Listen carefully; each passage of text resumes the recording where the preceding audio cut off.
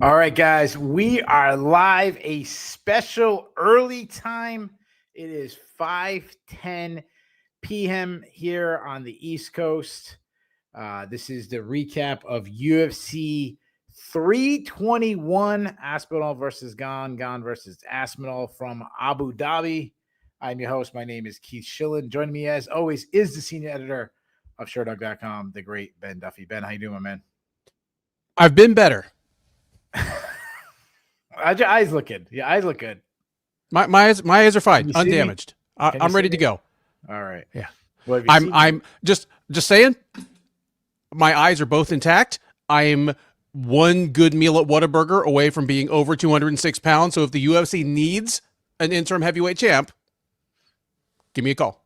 Yeah, and I've had some crazy schedule lately, so I haven't been to the gym in about 2 weeks. So I think I'm in the heavyweight weight class right now. Wow. So one thing I will say, I just realized when I have like a set routine I do. I have, like when I have like a little checklist I do before I do the show.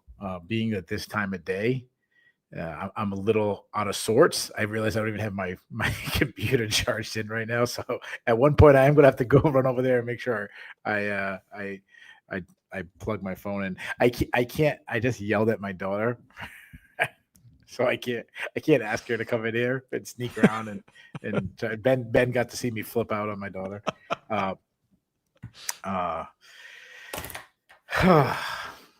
Ben, we had a big card, Abu Dhabi. Abu Dhabi has kind of turned into one of the like pillar shows for the UFC, one of the biggest cards of the year. Oh yeah, we had Tom Aspinall, the heavyweight champion of the world, returning over a year off. The guy, the boogeyman, the guy that everyone's saying John Jones is scared of. He returns to defend his belt for the first time against Ciryl Gane, and the fight went exactly how everyone expected. A multi finger to the eyeballs, but ultimately Tom Aspinall could not see out of his right eye, and the fight was called an unintentional no contest. Ben, can we go right to the grade? absolutely. I think it was a pretty good night of fights. I thought the co-main event delivered as good as what people could expect from Dern and Jandiroba.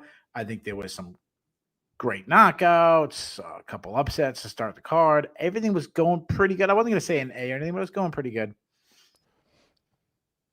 You got to give the whole card an F now.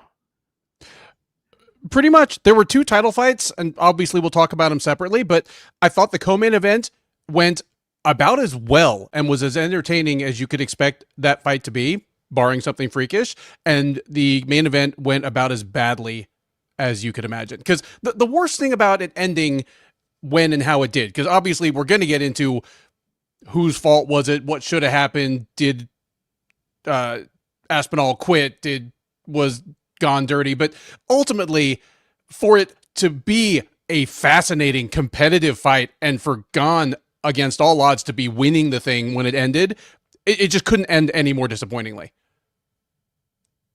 Yeah, and Gane was doing well, and I know it's very unfair to say, oh, Gane screwed himself. He was going to win the title. He was looking good because I already saw people putting that on Twitter and. What are we, 4 minutes into a 25-minute fight? It's heavyweight, one punch from Aspinall, one kick from Aspinall could change everything. Obviously, Aspinall with his ground game could get a takedown sub. There's many avenues for victory for Aspinall. That said, if you're Gane's cornerman up until that poke in the eye, everything was going perfect. He was jabbing, he was inside kicking, he was moving, he was avoiding most of the big shots from Aspinall. I do think Aspinall was starting to get his timing a little bit.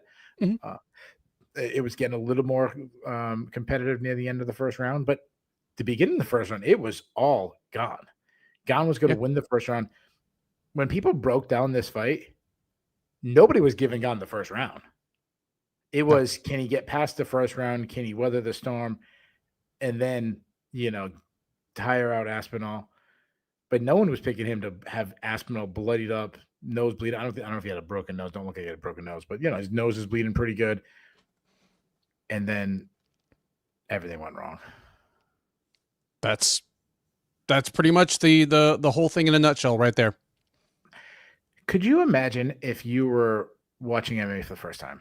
For some reason, you're 18, we'll say, you never really followed MMA, but I don't know, you saw a promo or you heard of John Jones and you're like, oh, this is the guy everyone's saying that John Jones is scared of. So you order a pay-per-view or you go to a friend's house and this is the first time you've been, you get into the other fights, but you really can't get into them because you don't know who Mackenzie Dern is. You don't know who Umar Nurmagomedov. You don't know any of this stuff. So you're really just gearing up for this main event. You get pumped up. You still think you don't know any better. So you think Bruce Buffer's good at his job. So you get excited when Bruce Buffer says, it's time and all this stuff. And then that's how it ends. Yeah. Yeah. If I was that 18-year-old, I would watch MMA again.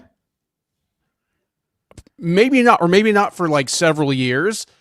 And you'd have a hard time convincing me that it wasn't a pro wrestling type thing where they did this on purpose just to build heat for some rematch down the road. Like, yeah.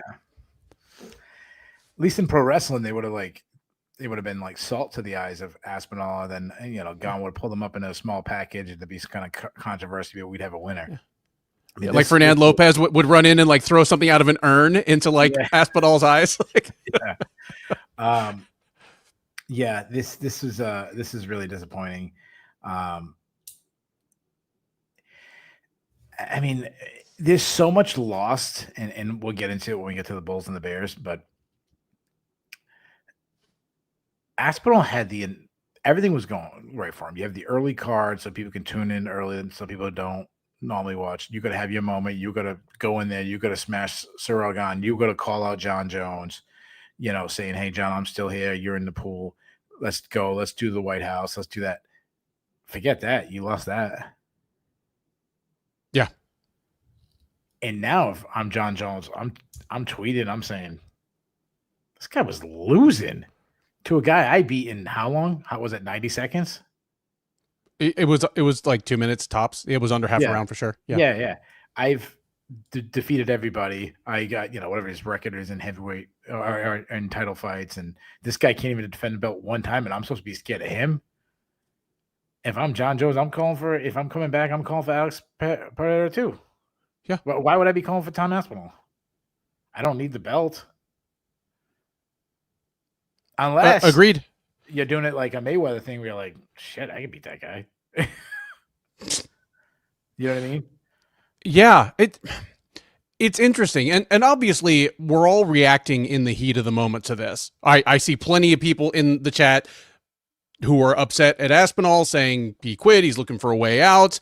There are plenty of people saying Gane was dirty. He should have been disqualified. What I'd say is this.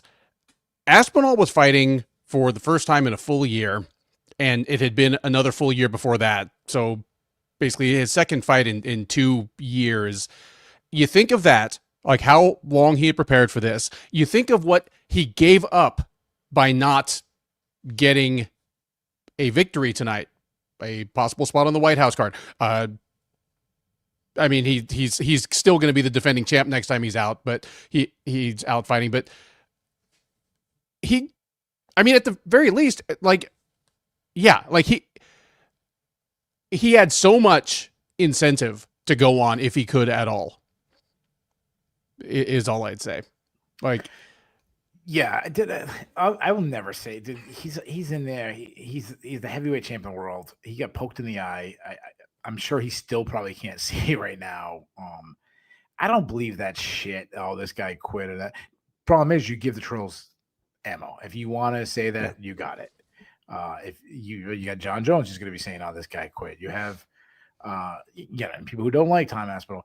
And the thing is, he jumps on the mic, and I get the frustration. You've been training for a year, ready to come back. You're getting booed. People are saying you quit when you're trying to, defend the title. But the problem is, you don't get that. You don't get that. People don't say that. What people say is, oh, he quit. Then he jumps on the mic, and then he turns into a villain. This is the guy that everyone loves. He says something on the mic. Everyone liked him. He was kind of, he was like that, like the normal heavyweight champion. He's not like a diva. He's like, his big thing, I'm just a regular guy like you guys. And he says funny things. And then all of a sudden now he's the bad guy because he got poked in the eye.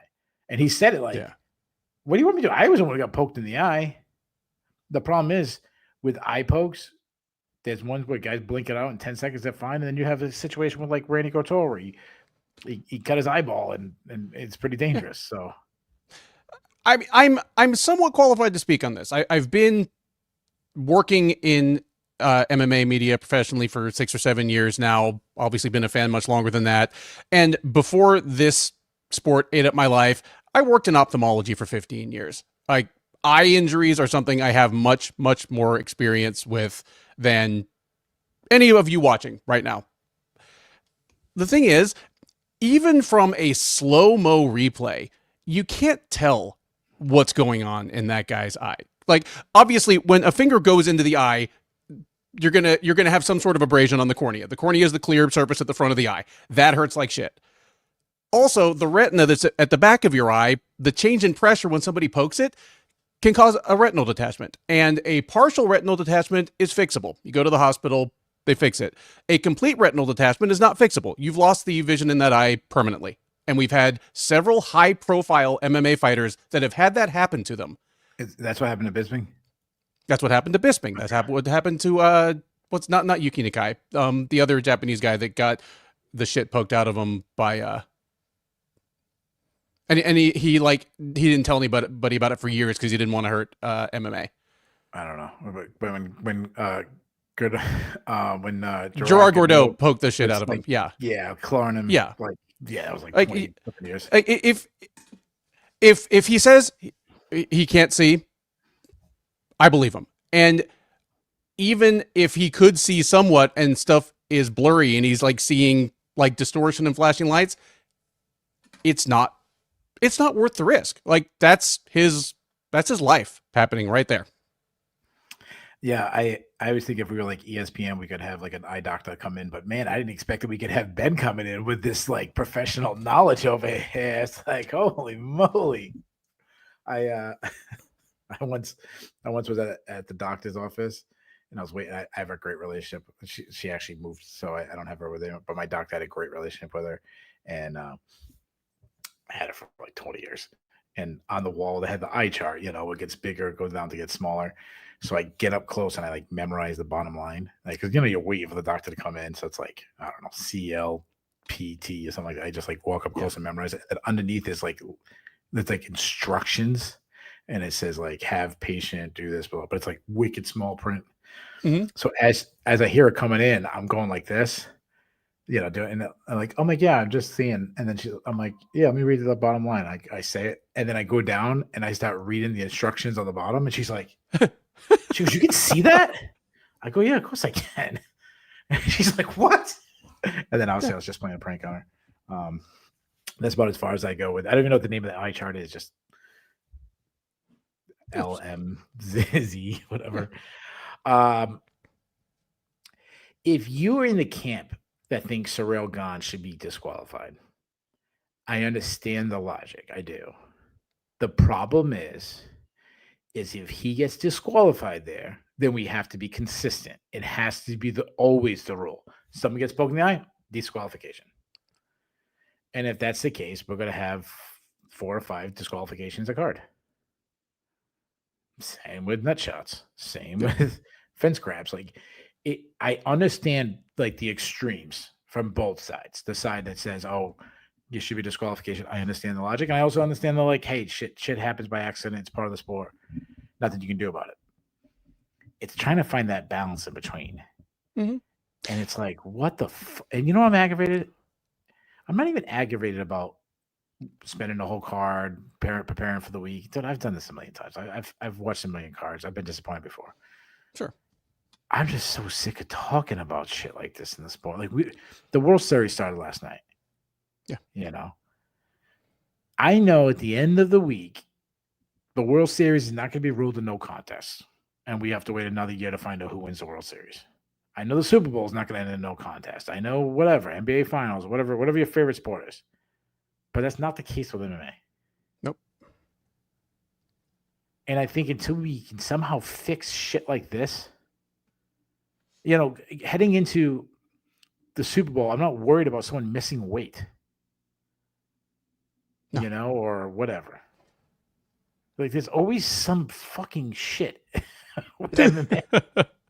That's definitely we can't have nice things. This is the most recent example of that. The thing I'd say about, okay, this should have been a disqualification is, if you believe that, I'm fine. You can make the case. But it was either a disqualification or it wasn't.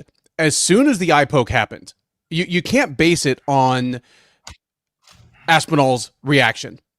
Like, as soon as those fingers entered both eyes and drew back, boom, stop, foul. Because here's the thing.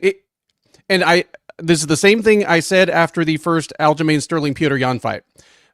If you believe that was an intentional foul by Yan, or in this case by Aspinall, like if you believe it was either on purpose or you believe it was negligent to the point of flagrance, like, you'd already been warned multiple times, it is either a fight-ending foul right when it happened or not. You don't get to wait and see how the fouled fighter reacts, because then you're bringing in a whole other world. You want to see MMA turn into soccer?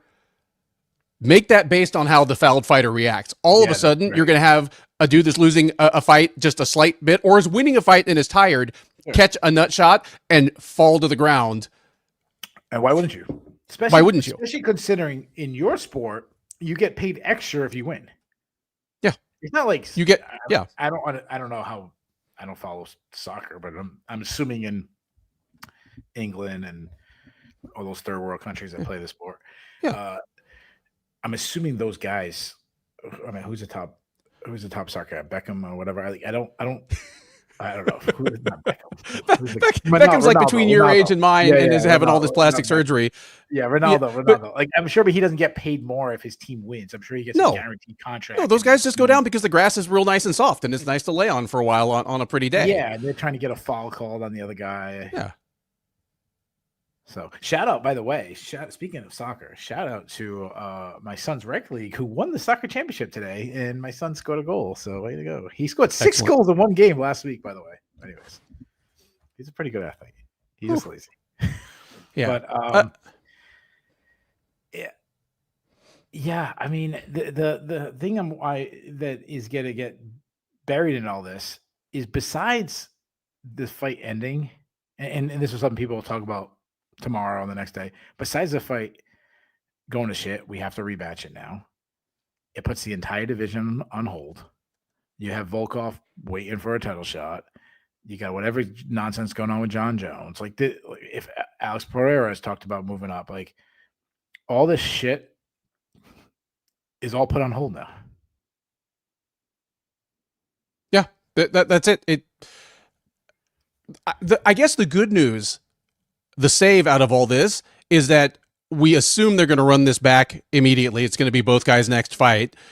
And what we saw in 4 minutes and 35 seconds definitely makes me want to see him run it back. It definitely makes the fight more interesting now than it did, yesterday. One thing that changed, well, we do the prediction show on Sunday, usually Sunday, sometimes Monday, one time Tuesday, but usually we try to do it Sunday night. Yeah. So it comes out Monday morning. I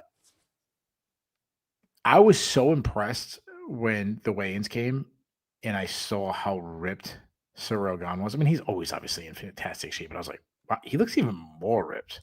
And I didn't change my prediction, but it did make me go,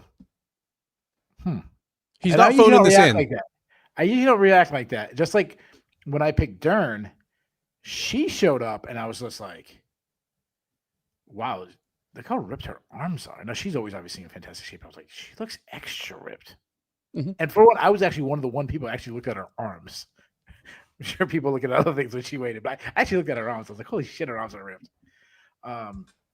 Guys, we're fishing for things to talk about. The fight and eye pokes. So, obviously, this is bad for the UFC. Yes. It's the only bad outcome for the UFC. Like, they would be fine with Gane as champ. They'd be fine with Aspinall as champ. Like, the only thing that could possibly suck is this. Well, I'm going to disagree on that. simply for the fact that we already saw John Jones beat Gane. I think you still have that narrative that a lot of people are saying of, Aspinall is the guy that got John Jones to run. John Jones, for some reason, John Jones has this weird thing. He doesn't want to fight Aspinall. I think that narrative it obviously takes a hit. Here's the other thing we got to talk about: putting the heavyweight division on hold. What if this is something serious? Like you said, what if Aspinall is really badly hurt? What if he can't fight 4 months from now?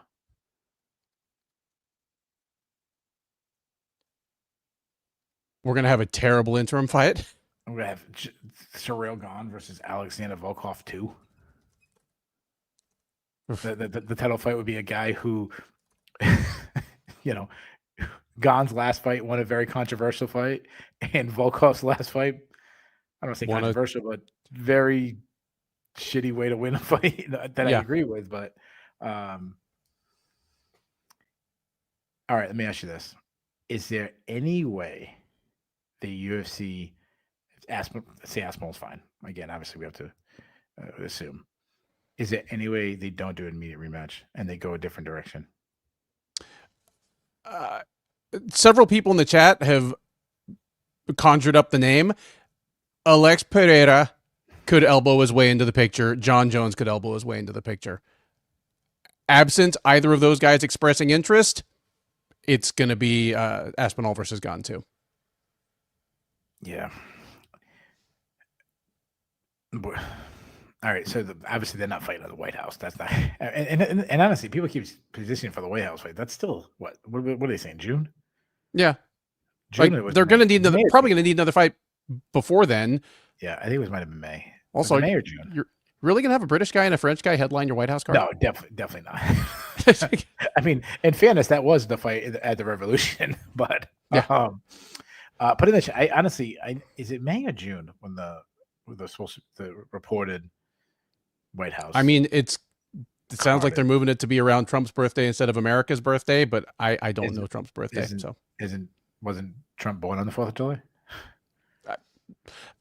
That's what they'll be teaching in schools a few years from now, but White House is June, says MMA Racks. Thank you. Okay, yeah, I thought it was June. Okay, so you're talking 8 months from now.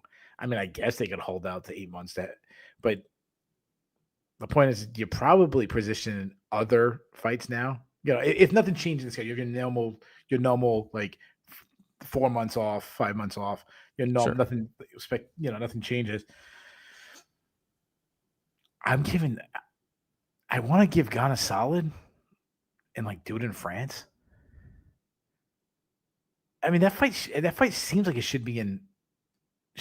All right, how about this? What's a neutral country in Europe that's like in between England and France? Well, between England and France, there's just a bunch of water. It's the English Channel. You know what I mean. But when I hear neutral country in Europe, I think Switzerland. There's never been a UFC event in Switzerland. Yeah, do a UFC pay-per-view in Switzerland. Fill half the arena English fans, half the arena French fans. Make it be like I don't know. You go to college football, you can only buy certain sections. Like you sell it so like the English are on this side and the French are on that side. Do it like where you hand out freaking T-shirts depending on which entrance you come in. One side is all in the blue of the blue. Well, actually, I guess they have the same colors: blue, red, and white. But still, you get the guys with freaking wine and cheese on one side, and the guys with crumpets and tea on the other side, and then they fight, and then there's like a soccer riot and shit. Like that's what we need. That's what we need. I'm down. Dev throws out Poland. If the UFC wants to go where KSW and Octagon sell out 50,000 seat stadiums a couple times a year each, I think that'd be a great idea. How about this? Is there a country that both of them hate? Like England, I don't know if they hate Wales, but maybe they feel sorry for Wales. Portia Bain saying do it in Cardiff. UFC Cardiff, that would be the funniest thing, to stick a card in Wales and just make it the most overloaded UFC card of all time. Like, this is what we've been saving up for 35 years. Do you remember when Rich Franklin took on David Lawasa and it was America versus Canada, the entire card all the way down? Let's just do that. Let's just do Britain versus France all the way down. Hey, you want to give me Nathaniel Wood versus Morgan Charrier too? I'm down. Like that's a hell of a card. Yeah, sure. All right, we got to move on. Usually we spend a lot more time in the main event. It is what it is. It sucks. We're all upset. You know what? What do they say when shit happens? It's better to be around friends. We're all suffering together. Co-main event: Mackenzie Dern and Virna Jandiroba fought for the UFC strawweight title, vacated by Weili Zhang. Extremely close fight, as in I think a lot of the rounds were very close. I think they were evenly matched, but I thought Dern clearly won at least 3 rounds. I gave her 4. How did you score it? And keep in mind, I'm someone who picked Jandiroba to bring the upset here. I scored it for Dern 49-46. And I agree with you. It was a 49-46 fight that felt competitive in the moment. There were at least 3 rounds that, again, I scored at 49-46, but at least one of the others could have gone to Jandiroba. And sure. Yeah, so I'm not even like embarrassed of my pick. Like I thought it was a competitive fight. And like I said off the top, what we got was really as good as we could reasonably expect from this fight, because we'd already seen these 2 fight once, and neither of them was night and day different than they were the first time they fought 5 years ago. Like the UFC booth tried to sell us on that, but they were refined versions of what they were 5 years ago. But upgrade. We're not like iPhone 8 compared to iPhone 7. Yeah, but yeah, we're not talking about Charles Oliveira, sure, like Steve Garcia corner turning. Sure. And considering that it was really unlikely that either woman was going to get a finish, because for one thing, neither of them are lights out strikers, and both of them kind of actively avoided the ground game in the first fight. We knew there probably wasn't going to be a finish, so the best we could get was a pretty high-paced fight that the winner was at least somewhat in doubt going into the final round. Like we got the best possible Dern versus Jandiroba too. Yeah, the only round I gave to Jandiroba was a second. I actually thought that was a really close fight too. Close round too. To me, it came down to what should come down to damage. And it was like Dern had the damage on her side, while I felt like Jandiroba had like the optics in the sense of like top position and usually the girl who's on bottom is losing and not in this case. I think Jandiroba had the takedowns on her side. She's a much better wrestler of the two. But to me, I felt like Dern was kind of winning everywhere else other than stopping takedowns. At one point, DC said, "Oh, Dern should break free from the clinch here." When Dern had Jandiroba pressed against the cage, I'm like, "What are you talking about? She's doing excellent in the clinch. That's one of her best." If she lets go of the clinch, she gives Virna space, but now Virna takes her down. I think she's doing well in the clinch right there. But I thought I think the striking was competitive, but I felt like it was definitely going Dern's way. I think she landed the better shots. I think she was landing obviously faster shots. I think when she was taken down, she was the one landing damage. Mm-hmm. Completely agree. And the one thing, if I was cornering Dern, I would be a little upset, is that she was spending a little too much time on the ground. Like there was times I'm like, you need to scramble, you need to make something happen. Yeah. But other than that, I thought Dern looked really good tonight. Dern looked really good tonight. I agree with a lot of what you said about kind of the way the dynamic played out when they were on the ground. Like this was basically a clinic on how to win fights from bottom position, from guard, especially without active threat of the submission, because she spent almost no time like inching her legs up and looking to threaten with arm bars or triangles. She just laid back, closed up her guard, and started pelting Jandiroba with hammer fist from the bottom. And it wasn't a ton of damage, but it was more than Jandiroba was doing on top. So yeah, I scored at least 1 round for Dern where she was probably on bottom for 2 full minutes. Yeah. Good. Oh, let me just throw out one quick clarification, because I had a few people blow me up about it. According to the most recent clarification of the unified rules, and this may sound like a distinction without a difference, but hear me out. The primary criteria for who won a round is effective striking and grappling in that order. Damage is the measure by which we determine which fighter was more effective in striking or grappling. But yeah, So, but even by that standard, Dern won at least one round, maybe two, where the main difference was that she was more effective in striking and grappling from her back than Jandiroba was from on top. Yeah, I think one of the biggest examples of that, and it was late in the fight where the fight was still kind of a toss up. Like I'm sitting there, I'm like, I think Dern's up 2-1. It might be 3. Yeah, I don't remember what it was, but I'm like, she might be up, or it could be. I think it was in the 4th round. I was like, it might have been early in the 5th.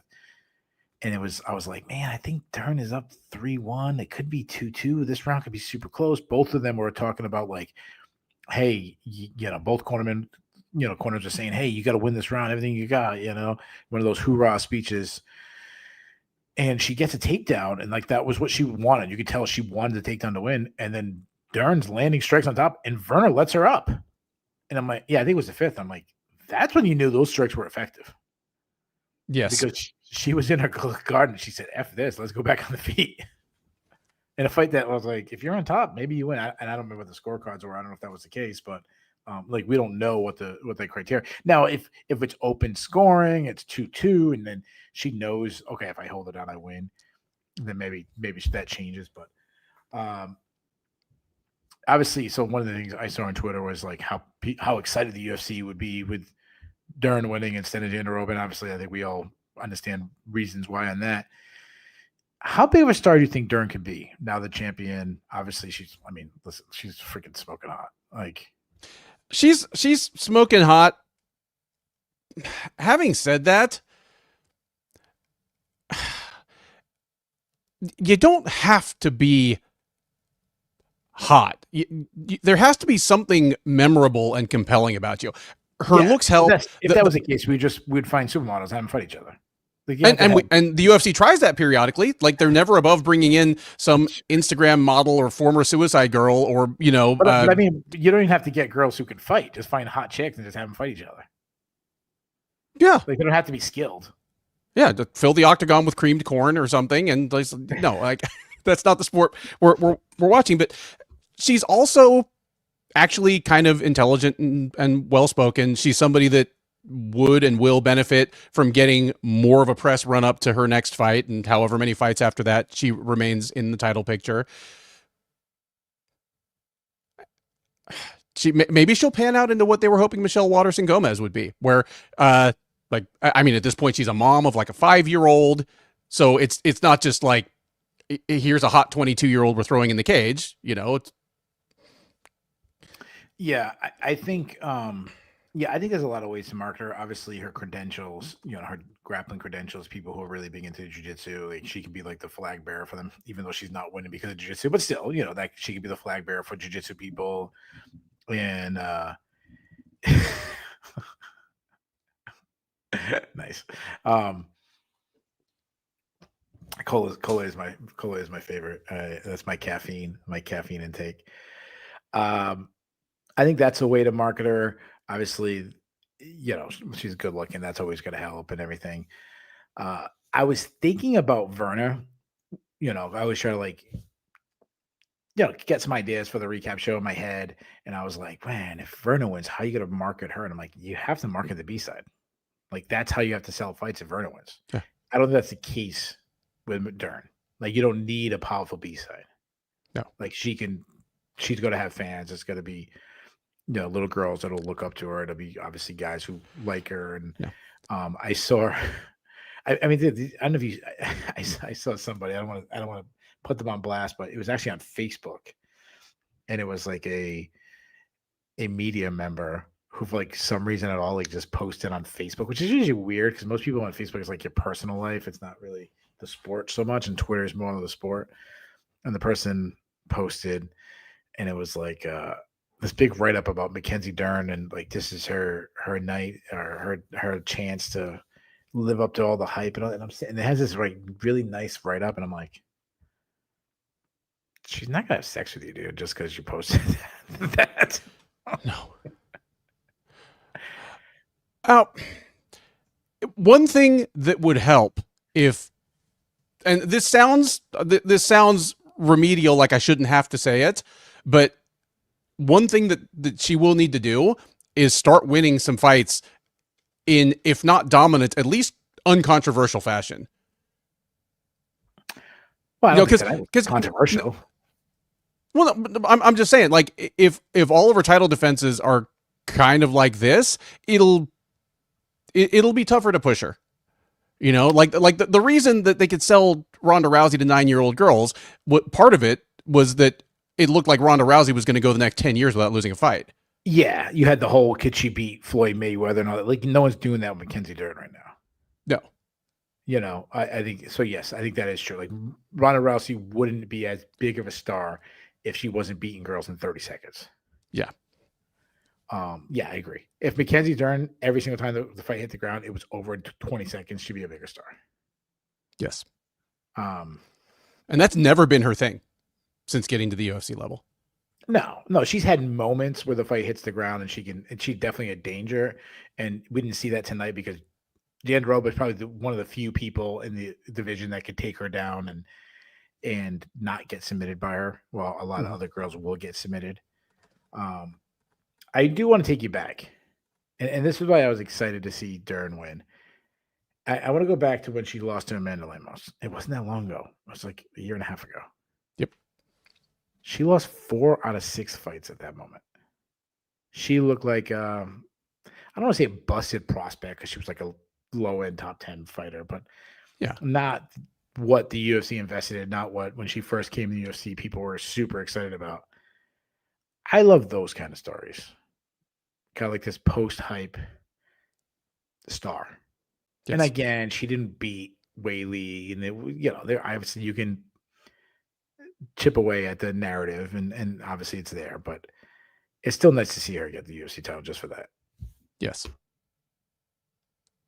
Speaking of which, your matchmaking. What are you doing with her? Here's the interesting thing. This was a tough one for me to matchmake because this division, one, it's kind of gutted right now. And two, because Dern has been around for 16 fights, she's actually fought a lot of these women already. And this is going to feel weird to say, considering how bad she looked, how recently. But my argument is that the most deserving person for the next title shot is Tatiana Suarez. Yeah, I think that's the fight they're going to do anyways. And I agree. Suarez definitely lost a lot of her shine when she lost to Weili. Her rebound performance did not look good. Her second run so far in the UFC, I know I shouldn't say second, but third or fourth run, but she for her, she's been active, recently. When she was undefeated and she was just grabbing collar spalls or throwing her down, beating the piss out of her, running over Jessica Andrade like she wasn't there. Yeah. Yeah. But when you have now the run that she's on, and it's like, yeah, she got destroyed by Weili. Who she just fight? She didn't look that good against. Lemos. Amanda Lemos, like an aging veteran, and she won, but it was just like there was never an exciting moment. In there, if you had Tatiana Suarez 5 years ago against today's Mackenzie Dern, what a freaking fun matchup that would have been. Is Suarez this mauling the next Habib, the female Habib, and they were calling her, will she take her down and beat her up on the ground, or will she get submitted if she takes it to the ground? Like that, now what would you get? Like, yeah, clinch fighting? Like, if it's not Suarez, if you're like me and you're like, oh, it can't be Suarez, what else is there? You're seriously looking at something like Denise Gomez and Tisha Pennington are fighting in a couple weeks. If Gomez wins, she's won I think 4 in a row. Next month, mom versus mom, if you want to do that. Yeah. Jillian Robertson and Yasmin Lucindo are fighting in 6 weeks. If Robertson wins, she actually has the longest active win streak in the division. I mean, I feel as though I have come as close as possible to seeing exactly what Dern versus Robertson would look like without having seen them actually fight. I'm not saying I'm the best analyst or prognosticator in the business, but I feel very comfortable. Like, if you want to preview Dern versus Robertson right now, I'll do it, and I'll stand by it. Yeah, that's a tough stylistic matchup for Jillian Robertson. I will say this: obviously, when we're doing matchmaking, if Wheelie gets beat by Shevchenko and wants to go back down to 115, she obviously that's the fight to make. Just give her the title shot, or let her fight for the title that was hers. I do Whaley. Yeah, it's hard finding. There's nobody right now on a run, and then like you said, Dern has fought everybody. So yeah, I'll do Suarez and kind of put that narrative to bed. Jandiroba, she's I feel like she's almost in the same boat as Dern, and then the fact that Dern is a champion and she's 0-2 against her, both very competitive fights, but 0-2, she needs the title to change hands. Obviously, she's not the most marketable, doesn't have a huge fan base, so she kind of has a harder route to title anyways. But definitely with Dern as a champion, I'm going to match her with the winner of Lucindo and Jillian Robertson. And I had either that or, again, the winner of Gomez versus Pennington. Okay. Like, those are the only real top 10-ish matchups coming up between now and the end of the year. Okay. Before that, Umar Nurmagomedov took on Mario Batista. Nurmagomedov winning by first round. First round. What am I talking about? Winning by unanimous decision. Nurmagomedov, I mean, this thing is a standout. We knew he's going to have a wrestling advantage. He's going to have a wrestling advantage over everybody in the division. I mean, his wrestling's off the charts. It was so fast. An inside trip. He after he got kneed in the face in the second, and he grabbed and hit the inside trip. I was like, oh, that's so sweet.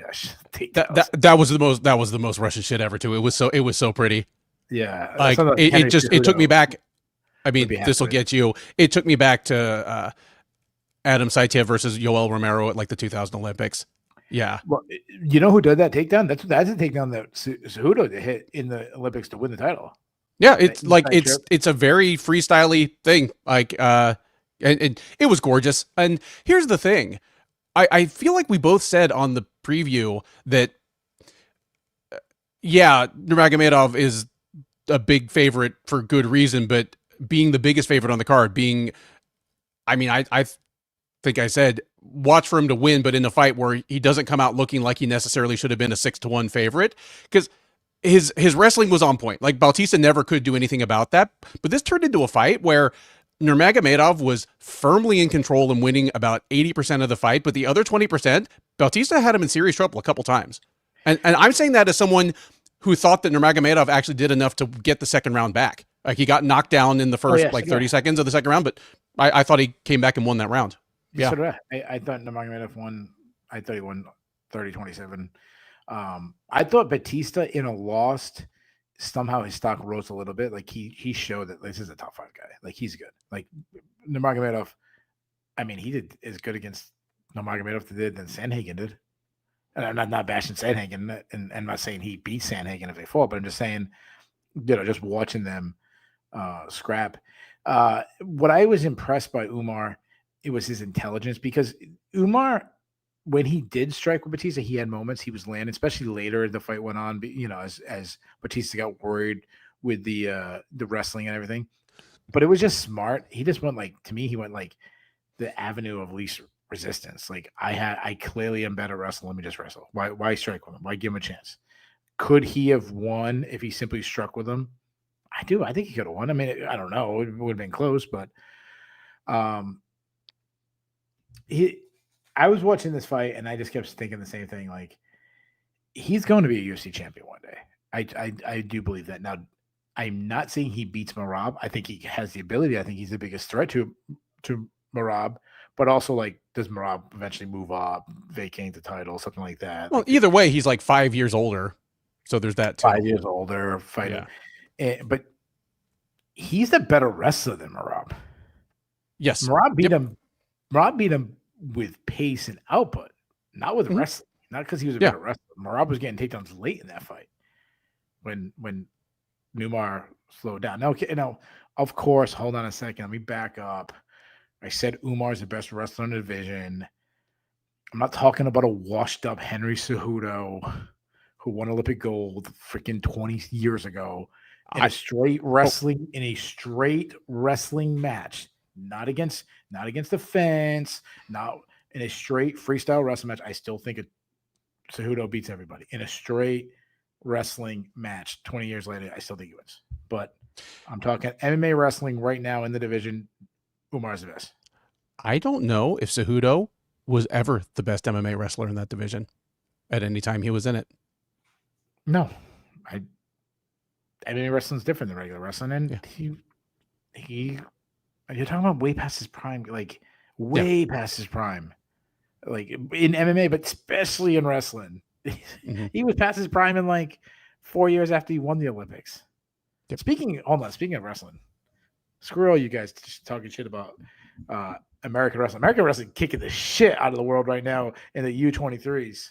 Oh, DC went off about that. Like I had the sound on for a while. DC was talking about US cleaning up. Yeah, guys like Little Hall and these guys, and they're 20. No, I mean, he's like shit. What is he, like 19 or something? 18, 19. But these guys they're not going to come to MMA, so it doesn't matter anyways. These guys will stay in wrestling forever. It's tough to matchmake Umar. Because I do think he's the biggest threat to Merab. But we just saw it. It wasn't that long. I mean, it was what, 6 months ago? We just saw it, and we haven't seen any, like, as good as this win was, like, I didn't see anything that made me think a rematch would go differently. Like, I'll say about Merab what I've been saying about him and what I said about Bilal Muhammad until, earlier this year. I'm not picking against Merab in a 5-round fight against anybody until I see something to make me believe differently. Yeah, I mean, for me, the matchmaking for Nurmagomedov is challenging for the UFC, easy for me. Like, Jan's the only guy in the top 10. He hasn't fought it yet. I'm sorry. So you're saying Petr Yan? Yeah, Jan's fighting Merab for the title. Yeah. So I think Merab beats him. No. I'm saying it's Nurmagomedov versus Yan no matter what. Oh, I get you. Oh yeah. If he loses, win or lose. I actually like that. I put down Song Yadong, but honestly, I think you convinced me because if Merab beats Yan, Petr Yan, there ain't many people left. So I mean, Song Yadong might be the next title challenger after that. So because everyone think about Merab's title run, which has been long now, but don't forget his run up to get to the title. How many guys he had to fight and beat. Batista, I give him Marlon Vera. Not that I think Vera doesn't. I just like Batista showing me that he's good. I give him a bounce back fight. I think he smashes Marlon Vera. I give him Marlon Vera. I like that just fine. I do think the way Vera has looked, he'd wreck him. I don't know if the UFC would go for this. They might need a bigger name for the person I have in question, but I want Batista versus O'Malley. Like, one, if O'Malley's as good as the UFC hopes he still is, that's a credible enough win to keep O'Malley, in the title discussion. Yeah, and plus I think it's just a fascinating fight. I want to see O'Malley against as many different other strikers as I can. So okay. Yeah. Same reason I'm like, if we get out of this era without seeing O'Malley versus Sandhagen, I'm going to break something. Yeah. Sandhagen at least can be better on the mic, but he's not like a Sandhagen. Yeah. This is true. And NB, MMA, the same. Mario and Sugar are friends. Yeah, I think they train together. Well, like we've said. Yeah, with this. Like, O'Malley comes with his own thing, and he basically operates out of the MMA lab as like a pop-up gym under his own coach where he gets sparring partners. So it might still not be reasonable, but considering that, at some of the other bigger camps, like, American top team people, they just have to fight each other every once in a while. And MMA lab is getting to that point. They have so many people in that 135, 145 pound range that, yeah, it's just going to need to happen.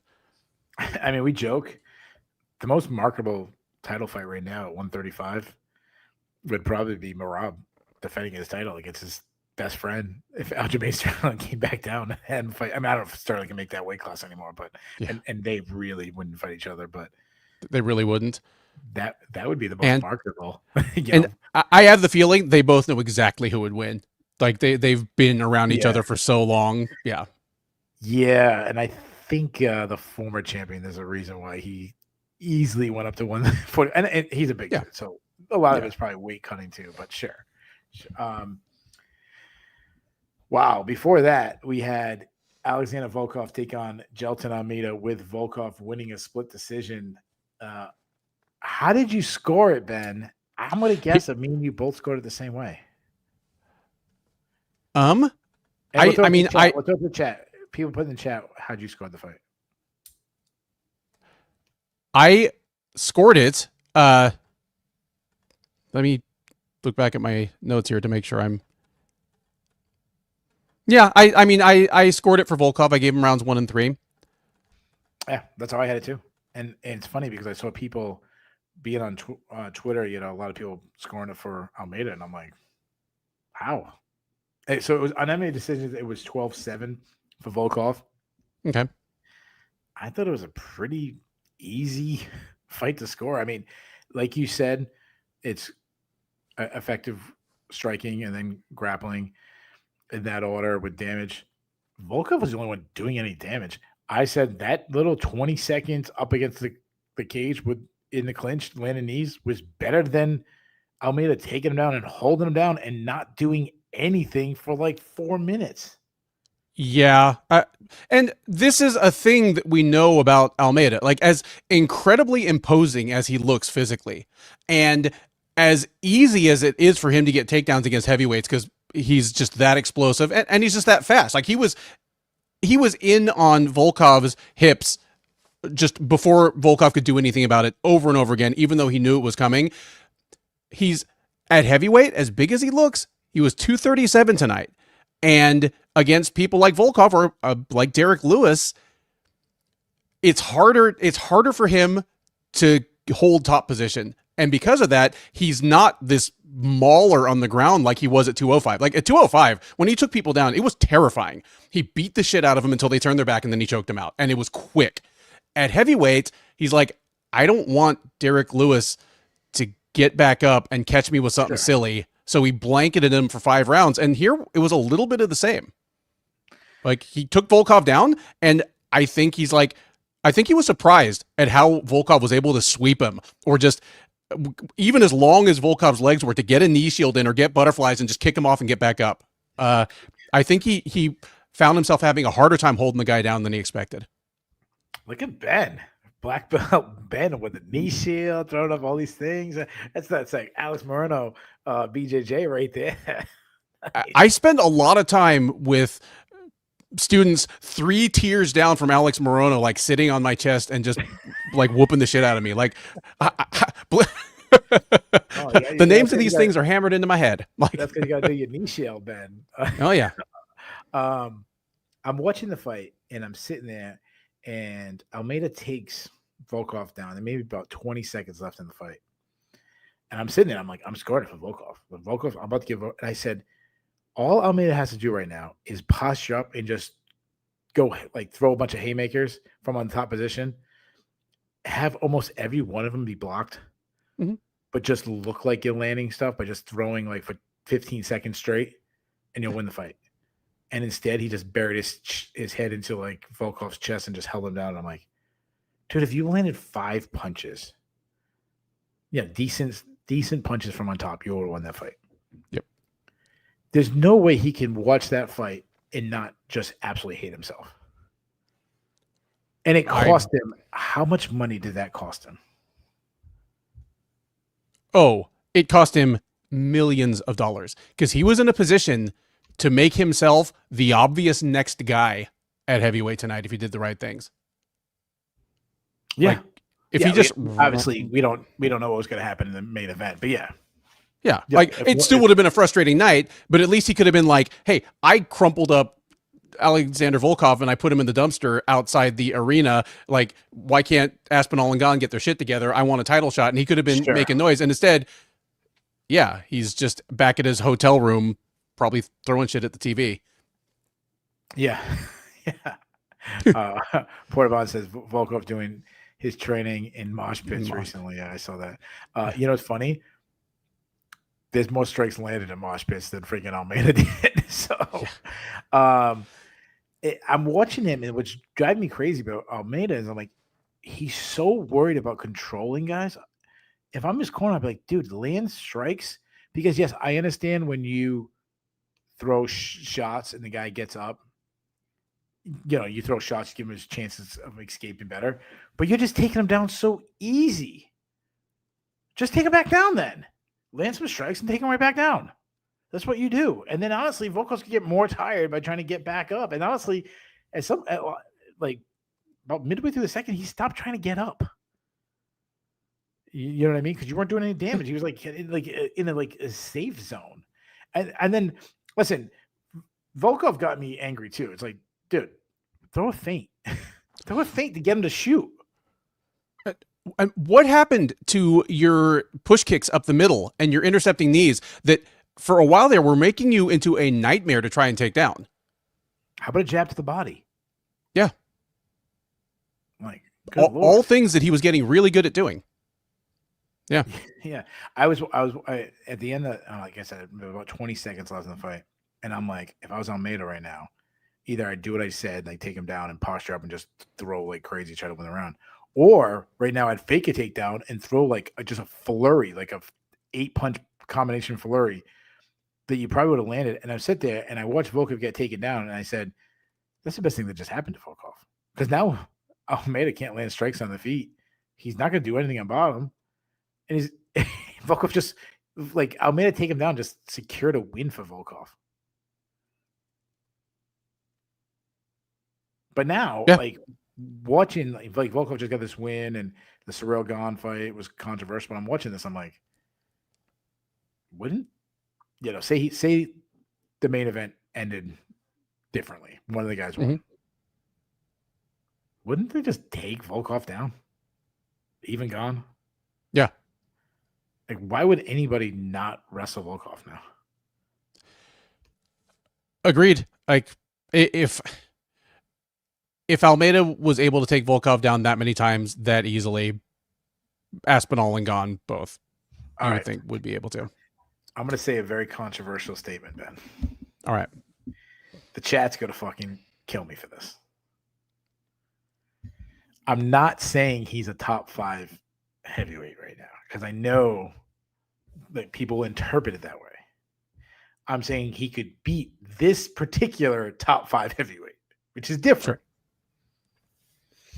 I think Gable Stevenson beats Alexander Volkov right now. Is it absurd for me to say that?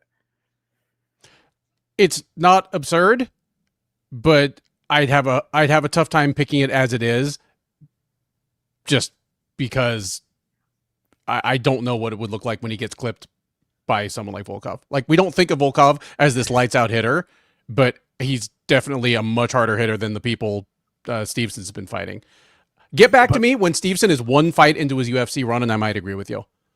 I don't think he gets clipped. If he takes it, obviously does he have the Almeida mindset? The Almeida mindset is, I don't want anything to do with striking. I don't want to get hit. I'm going to go for takedowns. If he is the mindset, this MMA fight, I'm supposed to swing it out a little bit. If I have to wrestle, I'll wrestle. Yes, then I would pick Volkov. But if it's simply like, I'm taking this guy down at all costs, I don't want nothing to do with the stand-up, I take my man Gable. I know people are going to shit on me for that. Oh, Keaton is American wrestlers, but here's $1 million question now. What do you do with Volkov? He was supposed to get the title shot. He was supposed to get the title shot. Two people that, I mean, you got to do something with Volkov. But two people that he's already lost to, in one case twice, are going to run it back. Here's the thing. Like, yeah, we feel like we know what Volkov's ceiling is, but that ceiling has been creeping up gradually. Like, he's, I think, 36, 37 now, which is not out of his prime for heavyweight. And he's been gradually getting better. Like,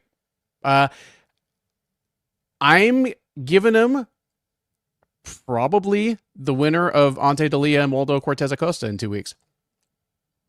Wow, that's a huge like if Dalia wins, he's already at the point where he needs a name value top 10 opponent to like fast track him into the title picture. Like that, I'm kind of operating on the assumption that D'Elia is going to beat Cortez Acosta there. Oh, look at that! Like breaking news from Ben. We already know who he's picking on Sunday's preview. You guys don't have to listen to it anymore. You just skip that part. I was given the winner of that matchup, Almeida. So Volkov, I might just be. If I'm the UFC, I might be like, dude, enjoy some relaxation, take the time off, and be ready when we book that fight. Be ready to get called in case someone gets hurt or cut or something like that. I mean, if he's willing to do that, because again, he's a 37-year-old, he's an independent contractor, so he only gets paid as often as he fights. But speaking of only getting paid as often as fights, he hasn't been fighting often. But Alexander Rakic returned to the UFC, returned to action, and he took on Azamat Murzakanov. When Murzakanov beating him by first round knockout. Question I have to add, it's I only get paid by Sherdog if I ask this type of question at least once a card. Was this a good thing? Like, was this good Murzakanov or was this bad Rakic? It's mostly good Murzakanov. Agreed. Like Rakic's chin appears to be crumbling quickly, but you knew that to get to 15-0 or 16-0 now as a pro, 6-0 now in the UFC, and with a good win on the Contender Series. 12 TKOs. We already knew that he was a past master at getting in and landing clean shots in close against taller fighters, because so many guys in the light heavyweight top 10 are just these enormous 6'5" dudes with huge wingspans. Dude, I mean, Murzakanov got in and hit him so clean with such a short shot. Like, he could have kissed him on the cheek. Like, it was it was like watching some 52 blocks video on YouTube where this clown is doing stuff that couldn't and shouldn't happen in a real fight. No, like Murzakanov it was a clinic on using feints to draw the guy out, wait for him to react, and come in and clip him. It was really good stuff from him. The fact that Rakic went down the first time he did it, that's down to Rakic, but otherwise, I think he knocks Rakic out a round later. Like, it was still a really good performance by Azamat Murzakanov. Yeah, the chat is giving Rakic some shit. This one of them saying that he gave out like quip vibes, especially the way he fell and just instantly covered up. He right after he was seen like shaking Murzakanov and laughing with his corner and stuff. I'm like, it's just kind of weird after you just got knocked out or lost. Yeah. But I understand what you're saying about getting inside the bigger guys. I'm still a little worried being how short he is, especially someone that does push kicks up the middle. That would concern me. But like you said, you can't ignore 16-0. You can't ignore 12 knockouts. You can't ignore 6-0 in the UFC. So obviously, guy's stock is going up. I will say this: if Alex Pereira stays at light heavyweight, and that's a big if, Murzakanov gets a sooner call than people would think, being that Pereira has already beaten all these, the top guys in the division, and we're kind of like recycling guys, and he might be 2 or 3 away. And the UFC would be in a beggars can't be choosers type situation anyway, but the fact that Murzakanov does not look likely to try and take him down probably helps a little bit as well. Like, it sounds like an interesting fight. Yeah, man. I like Murzakanov a lot.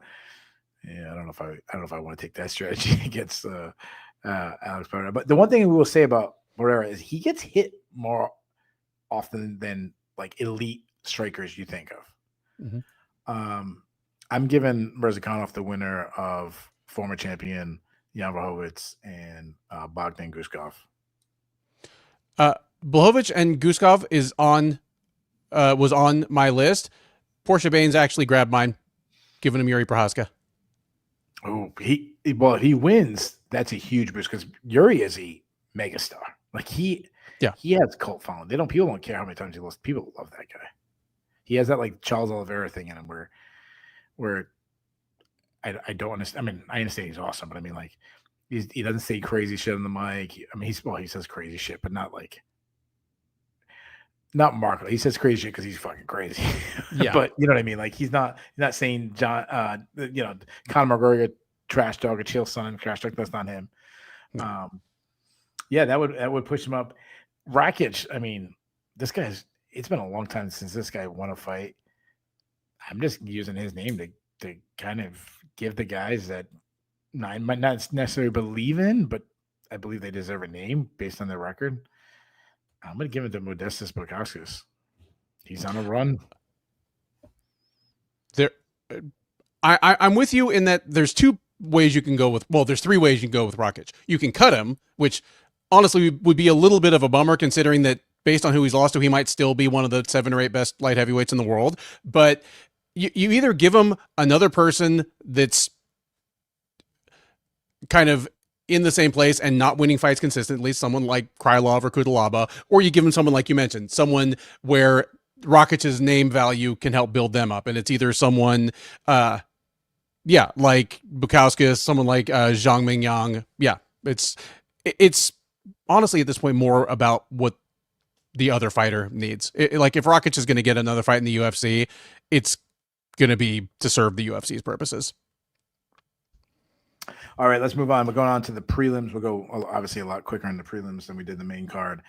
It can't go much quicker than the top prelim fight as Nasrat Haqparast took on Quillan Selkid. Selkid taking the fight on short notice, and he looked like he had somewhere to go as he knocked out Haqparast in the first round with one of the nastiest KOs. High kick. I think Haqparast still might be laying around the canvas. He was out for a long time. Like went beyond just whoa highlight to place gets quiet. Is this guy okay? It like the last time I remember, Emmett versus Bryce Mitchell was one of those where like, even if you didn't like Bryce Mitchell, you're kind of quiet. Like, I hope that guy's okay.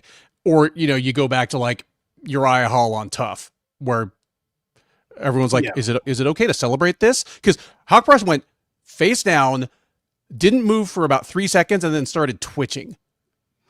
Yeah, I think about Sean Salmon when he got high kicked by Rashad Evans. That's another one I think of. Oh, yes.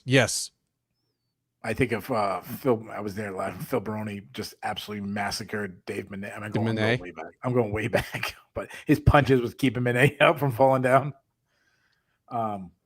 Yeah, I mean, obviously, you got to see that highlight forever whenever Selkid fights. So, before that, a really interesting fight that I think we both looking forward to kind of tough outs in the middleweight division. Jung Young Park took on Ikram Aliskerov with Aliskerov winning a unanimous decision.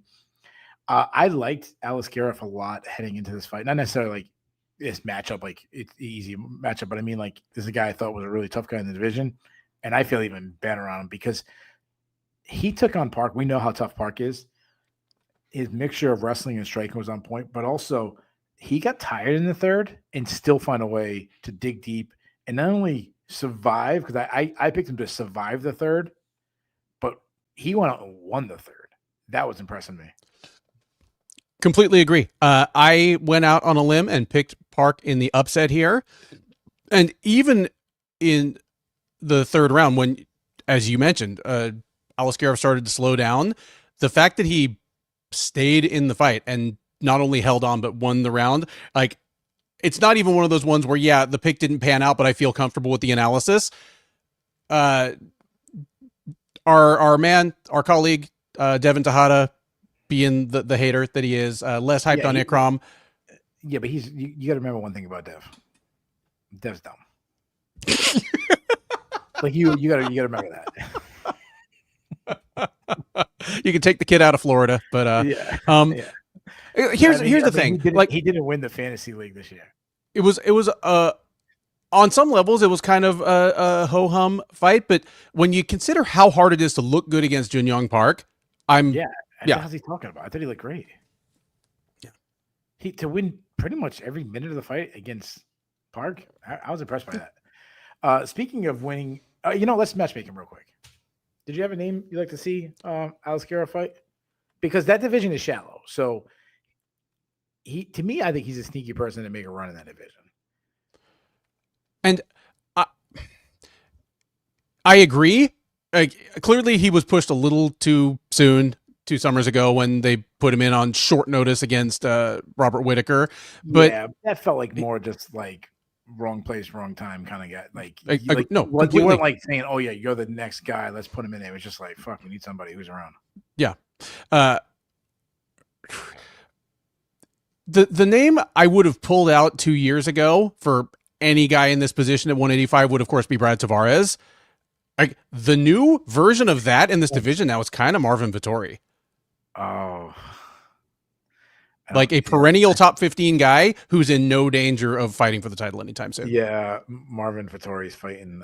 He's fighting somebody. I can't remember who. I gave him Edmund Shabazian, and is he kind of both making a run? And I feel like there's a lot of guys in that division right now, kind of in that middle, like outside the top 15, couldn't make a run in the top 15. So I would have knock him off. But I love that Marvin Vettori is a new Brad Tavares. That's awesome.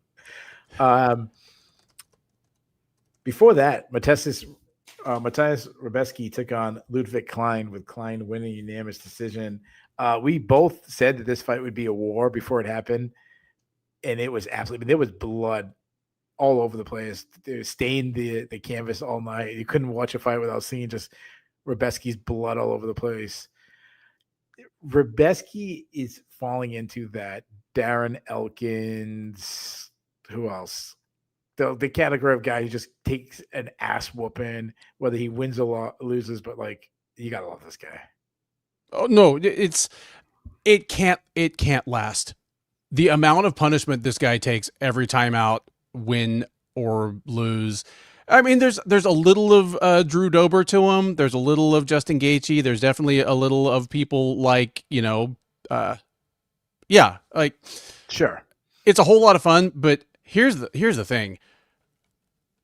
Klein was kind of tuning him up on the feet. Like the difference in just speed and technique was ridiculous. Like a less tough guy than Rebeski would have been knocked out in the first round. Yeah, he had Klein had his timing pretty early, and then he just could not miss. I'm going to give Klein a pass. I give Rebeski a lot of credit to win the third round after the ass whooping he took for the first 2 rounds. I am going to give Klein a pass and say, I know you said he got injured, the same possibly a broken ankle. I don't know how true, or some kind of ankle injury. But what impressed me was that, well, I was impressed by Rebeski. I got distracted by people walking up the stairs, but Rebeski, I was impressed me that he won, but I'm going to give Klein a pass. Like, I do think, like, there's some truth to that. He probably wins the third round if he doesn't get injured, and he was tough enough to survive, because he didn't try. Like, Rebeski was having a hard time taking down Klein or holding him down, and then suddenly Klein can't get up and he can't even stand up during, they announce the winner. I'm going to give Klein a pass. I'm going to say that he didn't get hurt. He probably dominates the third too. Yeah, because I didn't see it happen. Like, I didn't see exactly what happened until they showed the replay. So I was asking in the Slack in the middle of the round. I'm like, I'm trying to remember the last time I saw a fighter who was winning hit a wall this hard, this quickly, and there'd be no obvious reason. And like Jay Petrie, our play-by-play guy, was like, no, there's a reason. Wait until you see the replay. And then you see the way his foot and ankle folded under him during that takedown. I'm like, dude, you are such a man for even finishing that fight. Yeah. He looked like he fought Walter Walker out there with the ankle injuries. And that's why I'm the best in business to be able to transition that close too, because my man Walter Walker took on Louis Sutherland, with Walker winning by first round submission. Another heel hook. That's 4 in a row. Ben, I'm going to say something. We're media members. We're not supposed to be biased, but I'm going to do it. No one tell anybody that I was unprofessional. Walter Walker is my favorite fighter in the UFC. I love him. We can see the ride is starting to come to an end. It's like when you're on a roller coaster and you can kind of see the next hump and the next turn and the next loop to loop. Because here, Sutherland was starting to clip him pretty cleanly. Like I don't know if That's I blasphemy. yeah, I'm not sure whether I was thinking, okay, this is the one where Walker finally gets caught and this thing is going to be over, like this run is going to be over, but we can see where it's going to come to an end for Walker, but it sure didn't tonight. And the way Sutherland got up and just was like, shit, just it was so perfect. Everybody knows it's coming. Yeah, it's like he had the reaction. So my oldest daughter made a mistake. She told me a joke that her friend plays on her. Like she'll like my daughter's got to mention someone's name. Her friend will go, "Who?" And then as my daughter starts to answer, she said, "Asked." And then my daughter's like, "Oh, she got me." So I've been doing that to my daughter all the time now. That was like the reaction he get Sutherland had. So, yeah, I like the analogy about the roller coaster. And you know what? You know how the ending's going to be. It's not that like you get that roller coaster, you get that smooth one that ends. No, it's the one that like suddenly breaks all at once, and everyone gets thrown forward, and everyone goes, "Oh!" And like, can I just tell you? So my wife saw it. No one reacts more than my wife. Anytime I hit any kind of bump in the road, she is Miss Dramatic. She is so dramatic. She's like she's here. She'll be like the smallest little bump. I know my wife's gonna go, "Oh!" It's like Now, that mind fairy you, tale of like the princess and the pea, where like she can yeah. feel the pea underneath like all 15 mattresses. Now, mind you, she's the toughest woman I know. Like this is the one who had 3 kids, no medicine, no epidural, nothing. But you hit a pothole, she's gonna act like the car just exploded, like it, or it just got shot from a freaking tank. Like that's her reaction. I'm waiting for the hand to just come in from off camera and snuff you again, like she Uh, did like a month or two ago. That was the best. Uh, she walked downstairs. So he called out Walter Walker had a perfect one. His streak of heel hooks to me is like as impressive a streak of anything in the UFC.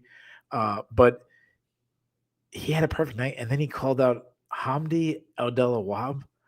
Oh, I know I butchered his last name, but what a weird call that was. Like you're winning fight, you're on a 4-fight win streak, and you call like that's way below you. you call out a fighter who's ranked, i.e., unranked, below you, and is terrible, and it seemed really strange. Maybe he just really wanted to get that Peppa Pig one-liner out, and that's why he did it. But Yeah, it would have been I missed what's this Peppa Pig that we with? I missed Peppa it. Pig is a kid's cartoon. No, I know what it is, but He just said he resembled a chocolate Peppa Pig.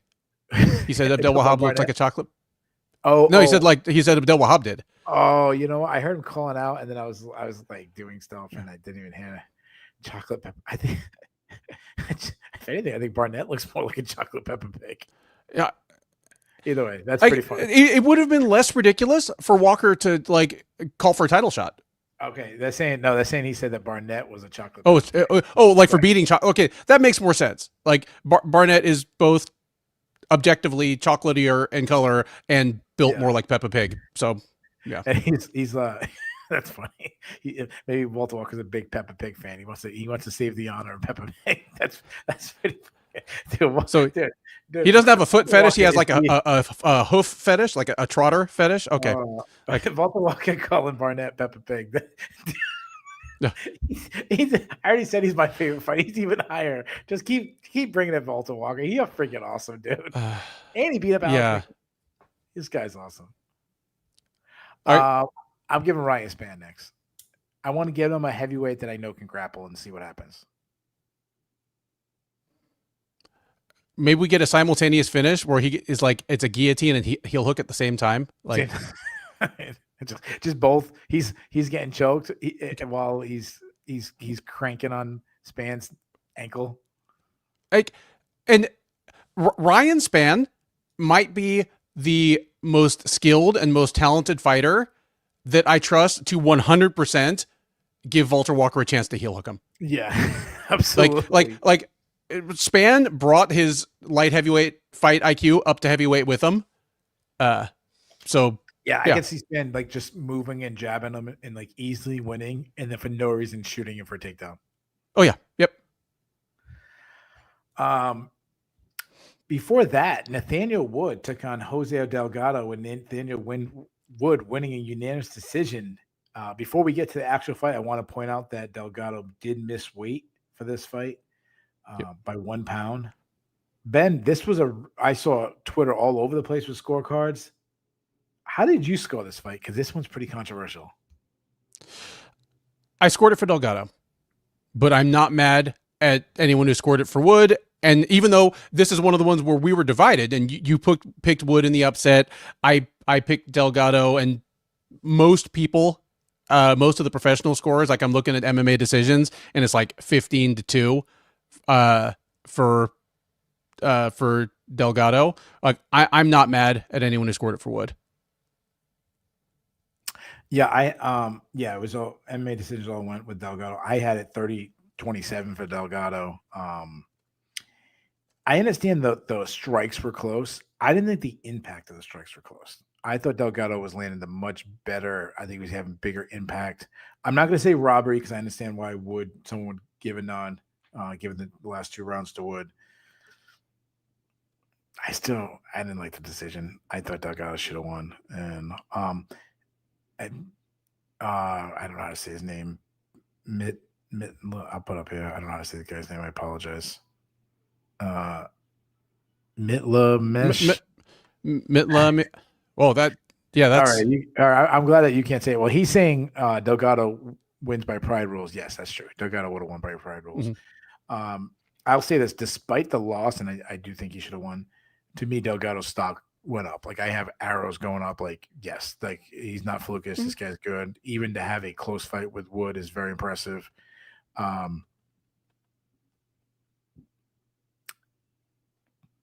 Missing weight is like that kind of takes away from it. But anything else you got to say about this fight? Nope. Aside from weight miss aside, Nathaniel Wood looked a full weight class smaller, and this is the first time I really felt this way about him at 145. Like it's ironic because I kept on thinking during the fight he looked a lot like Bryce Mitchell, and the ironic thing is Bryce Mitchell's fighting at 135 right now, and Wood's fighting at 145. But yeah.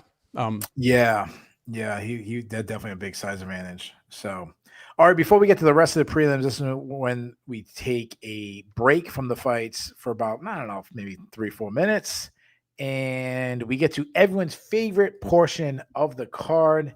It is the get to know your host question of the night, and I say not just get to know your host. We throw this out to everybody in the chat. Ben, it is your turn to pick a question. What is your question? My question is, guilty pleasures. Do you have any? And if so, name one or name a couple. What do you got? Well, I already got called out. I do like to drink my sodas, or especially cola, which is good. I don't really drink a lot of alcohol. So I guess if I'm drinking soda late on a Friday night, I don't feel as guilty.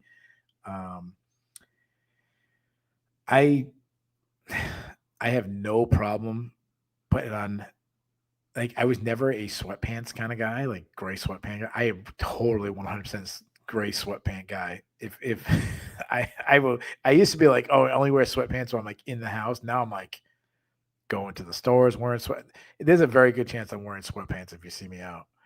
I love this is probably a new one. Getting like reels or YouTube or something, like going around just checking social media stuff. I found this one, and it's always on my feed now because if you watch it, it's going to keep feeding you these. Oh yeah, I found this one guy, and it's like an NFL fill in the blank, and it has like quarterback, running back, wide receiver, different positions, and then it like spins a wheel and it lands on a team, and you have to pick, like, oh, Lions, like, I'll take Barry Sanders. You like fill your all time, dude. Those things pop up. I have to watch them, and I gotta stop filling them in. Like that's my guilty pleasure. I've probably watched 200 of those, and I do it, and I never get bored. I think sometimes when we talk about guilty pleasures, you have to, you have to like a name like embarrassing music or something that you don't want people to know that you like. So I'll give you a couple.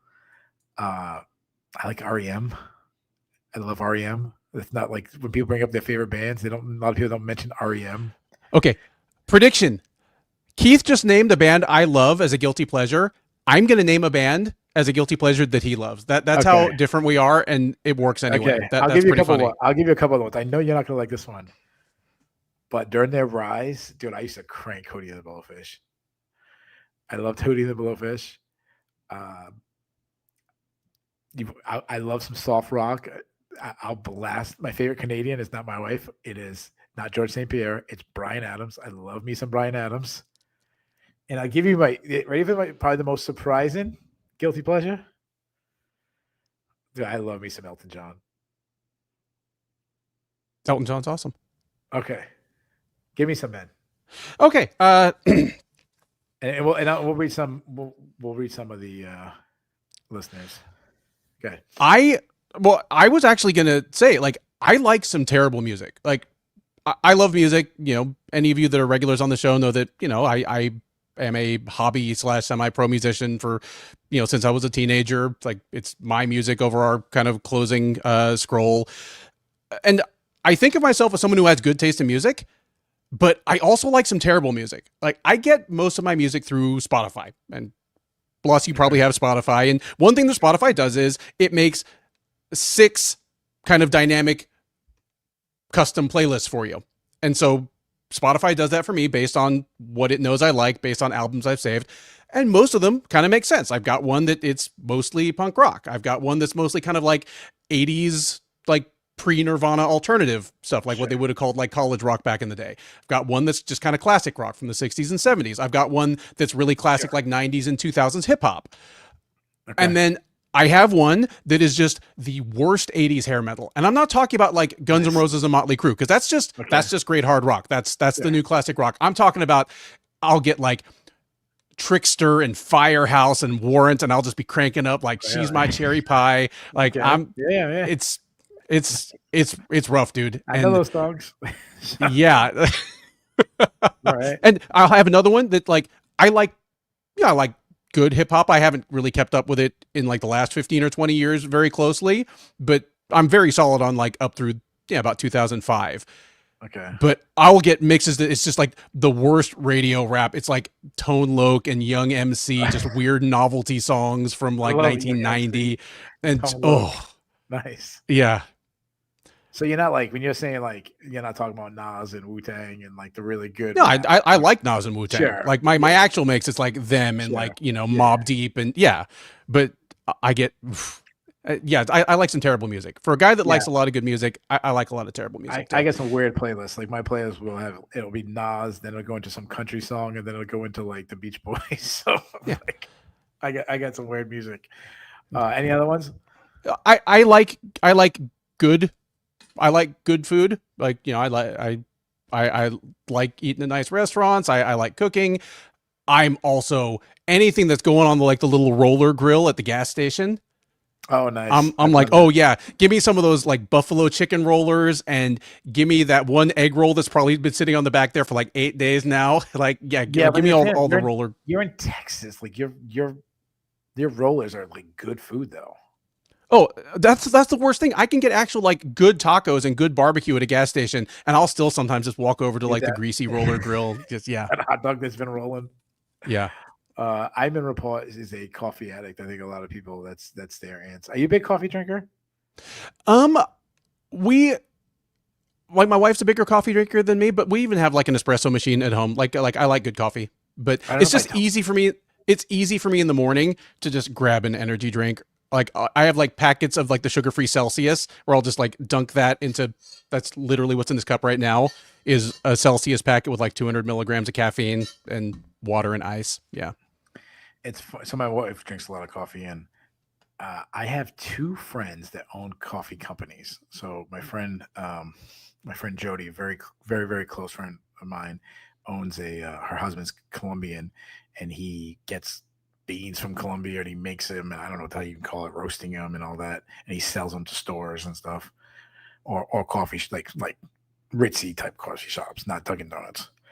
And then I have my friend John, who they own like a string of, or like a franchise of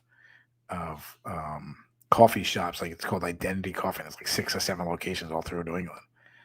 So I have friends who are really into coffee, and I don't even drink coffee. As crazy as that sounds.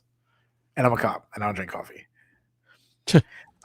But I do, as Braffon says, I love me some cheesecake. I do love cheesecake, so that's a good call. Cheesecake's fantastic. Yeah. So this guy's still Misha's saying those the unk sweats. The unk sweats. I definitely. Well, at first I read like UNC sweats. And I'm like, I thought Cormier went to Oklahoma State. Then I was like, okay, no, unk. Yeah, no, absolutely. Ivan Rapport says he doesn't judge person's taste in bad music. I'd like to hear what Ivan who is favorite. Portia Bain says I love Paramore, which I think you would definitely recognize a couple of Paramore's biggest songs. Is it a guy? No, it's a girl. Okay, never mind. Just like cute early 2000s alt rock chick with like orange hair all over the place. Yeah. I did security once at McCoy Stadium before they tore it down, and we weren't supposed to be there. We were supposed to be directing traffic, and there was a guy gave a free concert, but he's super famous. And I thought his name was like Paramore, but obviously it's not. It was a guy. I recognized some of his songs. And next minute I was in front of the stage, like doing security with the guy, like jumped into the crowd right next to me and shit. And I'm trying to remember what the guy's name was. I think he's like, people would recognize, like he wasn't just like. Guys, anyway. Keith is confused. Paramore and Macklemore. Macklemore, that's the guy. Is he like kind of like a rapper type? Yeah, yeah, he's a rapper. A white guy. Yeah, white guy, rapper. Yep. Yeah, that's the guy. I did security for him. And he like put his hand on my shoulder to jump in the crowd and everything. He was cool though. I liked him, but they didn't have enough security. But Dane Fox throwing out Limp Bizkit. I like Limp Bizkit too. we go from the 90s because we like Limp Bizkit. Dev throws out chocolate pie, obviously fishing. Watching body cam footage, that's boring. Yeah. And listening to Acid Bath. I don't know what Acid Bath is this like sludgy metal band from New Orleans. I like Acid Bath. You would hate them. Okay. Yeah. Dane Fox mentions new metal. Jade Monkey says Elton. Yeah, Elton John. Ninja Kitty got me pretty good there. I remember. See, guys, listen. If you're one of these people who are like, "Hey, we can only talk about MMA, no kids," like, don't come to the show. Like, honestly, I look forward to this more than talking about MMA. So, and I like learning about our listeners. Portia Bain is a big pop punk fan. Ivan Rapport likes Journey, which do we all like Journey? Yeah. So, all right, let's move on. If not, I'm sure we can keep reading as much as easy as possible. So before that. Back to the contest. We couldn't just rush right into this fight. We had to build it up. I had to take a break to get ready for it. But Chris Barnett took on Hamdi Abdelwahab in the ugliest fight of all time that I also absolutely love. Man. So, okay, this is what I'll say about this fight. In the Sherdog Slack, where the editorial team is kind of handling fight night duties, and we're talking about the fights like in real time as they go, a Sherdog editor who will remain nameless posted a video from the Jackass movie of where they're out in the desert and they make this huge slip and slide on a hill, and they have this like morbidly obese fat guy that they put on the slip and slide, and they're trying to surf down this thing using him as their surfboard, and it's just, they keep wiping out and just like really injuring themselves. That was much better than this fight, and kind of similar in some ways. A lot of it was Hamdi Abdelwahab just trying to surf on the back of a fat dude in the desert. Nice. This fight sucked. It was a complete shit carnival. And I vote we give Hamdi Abdelwahab his steroids back. At least he was interesting when he was roided out of his mind. This was terrible. And I'm not saying I'm a great prognosticator or analyst, but I said, if this fight goes past 90 seconds, buckle up. And boy, howdy, was this terrible. I cut both these dudes. Yeah, dude. I will say this. Hamdi's going to win a lot of fights just by wrestling. Like, who would have thought that an Olympic wrestler who decides to wrestle is going to win fights? I'm not saying it particularly because he beat Chris Barnett, because good Lord, is his takedown defense bad. And dude, you know what he should have did? he should have just kept rubbing the back of his head and took a DQ for the elbow in the back of the. That was bad. I mean, he elbowed him directly in the back of the head, and he had a chance to get the DQ. But Peppa Pig, that's great. I thought he was like the Black King Hippo from Mike Tyson's Punch Out. He's getting punched. His belly needs a Band-Aid on his stomach. Yeah, his belly is like jiggling as his pants keep falling down. At one point, you just get full ass. Like, dude. Oh, what a fight. What a fight.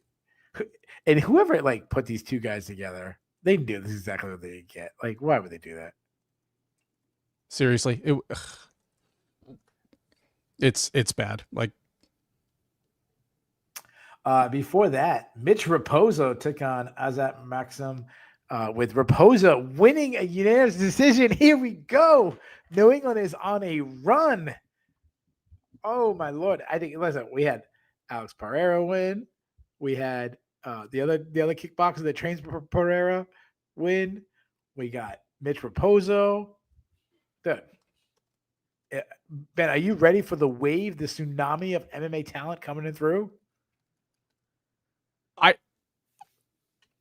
Jokes aside, I'm happy about it. Like, Raposo already seemed better than 0-3 between the UFC and the Contender Series. Like, just seemed to have some actual skills and upside.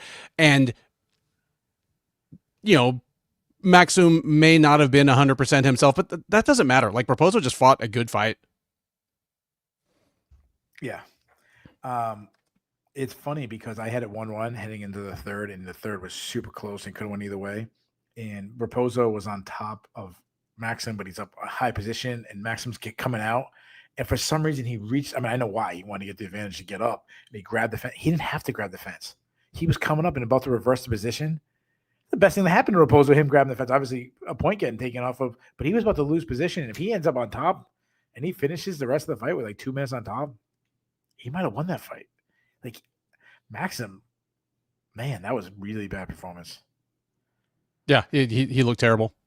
Like, Bush Ben's ass has New England now surpassed the Kentucky Judo Association. It's a federation, please, Portia. Like, the whole bylaws and structure are completely different. Yes, but we are on a run. So I'm glad to see Raposo. I don't know him personally, but I know a lot of people train with him, and people they talk so highly of this kid, his character and everything. The one thing that still concerns me is his lack of output. He had chances to really let his hands go. By him not letting his hands go, he kept the rounds close and gave Maxim chances to steal the rounds, and that's concerning to me. But he also put it out in his interview saying like, "Yeah, I need to let my hands go. I need to throw them on." I'm like, "Yeah, no shit, dude." So, and before that, Jacqueline Emerine took on Mizuki Inoue, or should I just say just Mizuki, with Mizuki pulling up a pretty big upset, 2 upsets in a row to start the card. Inoue winning by unanimous decision. Good Inoue or bad Jacqueline Emerine? I'm gonna say mostly good Inoue, because here's the thing. I got a few fights wrong on this card, but this, if I were to put anything down as my lock of the night, I was going to say, this is it. Like, I know who Mizuki is as a fighter. Like, I know what this fight's going to look like. I was completely dead wrong for pretty much the whole time. Like, Inoue just all of a sudden was much more physically robust and present. And I know that doesn't sound like much of a technical breakdown, but it doesn't need a technical breakdown. Mizuki's problem for her whole career has just been that strawweights can push her around too easily. She just has never been very physically strong. That was not the case tonight. She completely stood up to Amorim, and I certainly Amorim's stock is way down in my mind here, because if Mizuki can do that, I can name 7 or 8 other strawweights that definitely could. And so I guess, yeah, I guess I'm having a hard time picturing Amorim's route to contention after this, rather than thinking that Inoue is suddenly a contender at age 33 or whatever she is. But sure, she looked completely transformed. Yeah, I'm going to lean towards that Emerine looked really bad. I mean, I thought she looked horrendous. And the biggest thing being, she is obviously a great submission artist, has great jiu-jitsu credentials. Mackenzie Dern actually mentioned it on media day about Emran being a really good grappler. The problem is, and people who don't like me are going to not like the statement, jiu-jitsu without wrestling is basically pointless. in MMA. Yeah. And I'm not talking about you're a 40-year-old man and you go to jiu-jitsu class. Good, that's great. You get in shape, you learn in defense, you could be able to freaking break an arm of like a regular person. Absolutely. 100%. Every human being should be doing jiu-jitsu. 100%. I have the highest respect for the Gracie family, all that shit. But in 2025, it's so rare to see submissions on bottom. If you can't get takedowns, it doesn't matter. Bottom jiu-jitsu doesn't work in MMA. And this is why I'm leaning towards Emran look bad instead of, in a way, looking good. Was Mizuki, if I was her cornerman, I would have been upset because of the times when she was grappling with Emran when she could have broke away and struck more, and especially late in the fight, whereas Emran clearly had nothing left on her feet. She was gassed, like everything was going wrong. Why are you grappling? Why are you giving her the chance to roll for a knee bar and the different situations like that? So, so that's why I lean more towards Emran looking bad. But so there you guys have it. We've done all 13, or maybe we'll call it 12.1 fights. I don't know if you can count the main event, but we went as deep as anybody can. Let's get to some of the fun stuff. I feel like we already did the grade, so let's stay negative. Let's do the cut list. Okay. All right. So the way the cut list works, if both me and Ben, and we'll throw some people on the chats, their answers too. But if me and Ben both have the same name on the cut list, we give the UFC permission to get rid of them. If one of us don't have the name, we save them. Ben, I have 2 people for the cut list. I have 1, 2. I have 3. Okay, so at least one person is getting saved. What's your first name? I'm letting Nazat Maxum go. He's lost 3 in a row. He didn't look good this time. Missed weight. Yep, you said everything I need to say. It's funny because he looked good against Ulanbekov. Takes a step down. All right, who's your next one? Chris Barnett. It's been fun. I knew so much that I threw the comment on the screen as I knew, and I timed it perfect. Yep. I mean, 2 and 4 in the UFC, and I just kept sitting there saying, "How'd this guy win 2 fights in the UFC? Like, how'd that happen?" All right, so you had my 2. Who's the last person? Who did I save? You saved Alexander Rakic. Just because who he lost to. I think you can squeeze maybe one more fight, get his name, use his name to get someone over. And you know what? I mean, you look at people like, Petr Yan. Like it's possible to go on a bad win streak that ages well, and it turns out you actually had plenty left in the tank once you get back to fighting kind of normal people. So yeah. All right, let's go Dude Seriously. I don't have as many. I was very busy. Saturday's a tough. Like I was at my daughter's softball practice, my son's soccer, so I'm like doing things, but I'm watching. So a lot of times my Dude Seriously I get from comments people say. So I'll give you a couple, then I'll let you take it off. Dude Seriously, Mizuki, just Mizuki. That's what she's trying to go with. She's trying to go like straight Madonna. Dude Seriously. Chris Barnett telling the UFC broadcast that he's excited to get to wrestle against an Olympian. Dude, seriously? Walter Walker. Dude, seriously. I'm just saying, dude, I'm saying it in a good way. Dude, seriously. Another ankle heel hook submission. Calling someone Peppa Pig. Dude, seriously. Are you real? Are you even real, dude? And then my last one. Through all of this, fighting for the UFC title, you're in the heavyweight title. I'm not talking about the eye pokes. I'm not talking about a good first round he had. Ciryl Gane coming all the way to the cage with no cup on. Like, dude, seriously.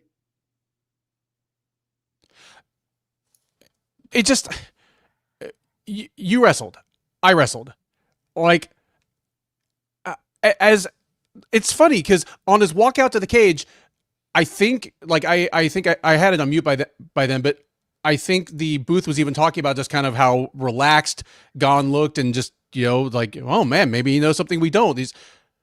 Yeah, but there's something he didn't know. Like, dude, when you're walking and you have a cup in your athletic supporter, it's so obvious. Like, I mean, it's like having a pebble in your shoe. Like, I would have known instantly. I've been like, oh, something's wrong here. What am I missing? It's definitely not my wallet or my keys because I'm wearing a singlet. Oh, it's my cup. Like, I don't know how he made it all the way out. Like, that was seriously bizarre. I'm waiting for someone to walk out with no gloves on.